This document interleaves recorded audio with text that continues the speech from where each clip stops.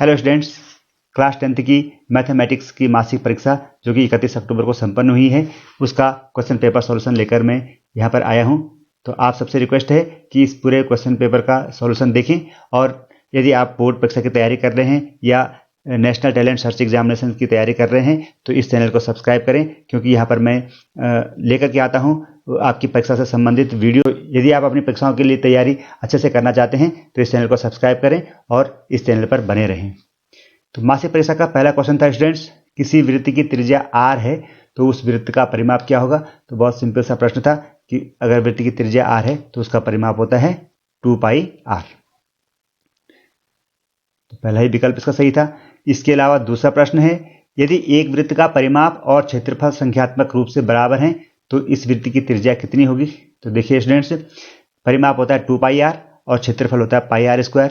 अगर ये दोनों बराबर हैं तो 2πr और πr² में से पाई कट रहा है और r कट रहा है, तो यहाँ पर हमारे पास जो आंसर आ रहा है r = 2। तो संख्यात्मक रूप से जब वृत्त की त्रिज्या दो मात्रक होगी तो उनका परिमाप और क्षेत्रफल दोनों बराबर होंगे। अगला प्रश्न था, पाई कैसी संख्या है।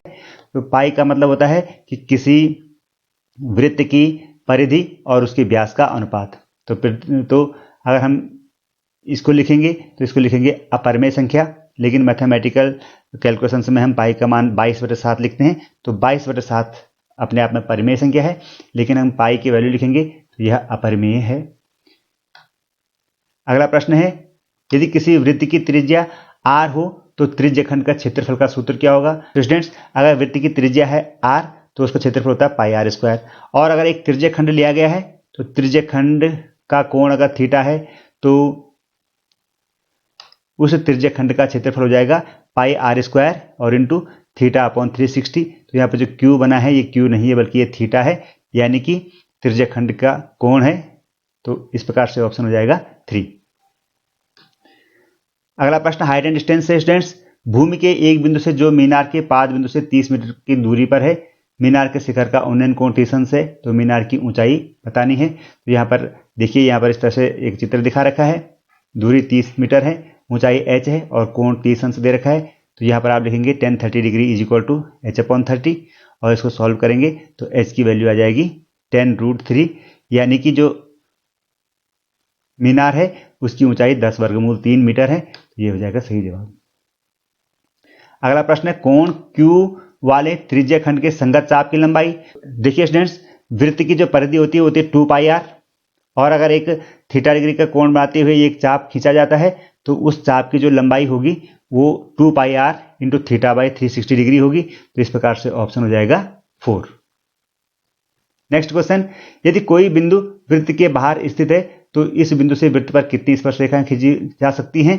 तो स्टूडेंट्स, किसी बाह्य बिंदु से किसी वृत्त पर 2 स्पर्शरेखाएं खींची जाती हैं और दोनों स्पर्शरेखा की लंबाई समान होती है।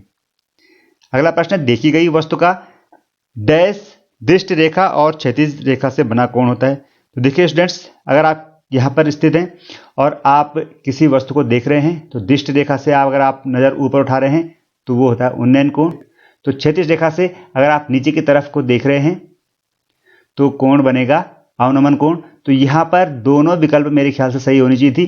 देखी गई वस्तु का उन्नयन कोण दृष्ट रेखा और क्षैतिज रेखा से बना कोण होता है, और इसी प्रकार देखी गई वस्तु का अवनमन कोण भी दृष्ट रेखा और क्षैतिज रेखा के बीच का कोण होता है। तो दोनों जवाब, अगर आप अवनमन कोण लिखते हैं या उन्नयन कोण लिखते हैं तो दोनों जवाब ही सही होंगे। अगला प्रश्न है, यहाँ पर एक त्रिज्यखंड दे रखा है जिसकी त्रिज्या है 21 सेंटीमीटर और त्रिज्यखंड का कोण है 60 अंश।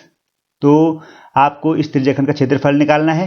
तो πr² × θ/360 डिग्री से अगर आप इसको सॉल्व करते हैं तो यहाँ पर आप देखेंगे तो πr² × θ/360 डिग्री में अगर इन वैल्यूज को रखेंगे और इसको सॉल्व करेंगे तो हमें मिलेगा त्रिज्यखंड का क्षेत्रफल 231 वर्ग सेंटीमीटर, और ऑप्शन बी हो जाएगा सही ऑप्शन। इसी प्रकार अगला प्रश्न है कि निम्नलिखित में अर्धवृत्त के क्षेत्रफल का सूत्र है। तो स्टूडेंट्स, वृत्त का क्षेत्रफल πr² होता है, तो अब आप अर्धवृत्त का करेंगे तो वृत्त के क्षेत्रफल का आधा कर देंगे, यानी सही ऑप्शन हो जाएगा हमारे पास πr²/2। तो ये है इस मासिक परीक्षा में पूछे गए 10 प्रश्न और उनके हल।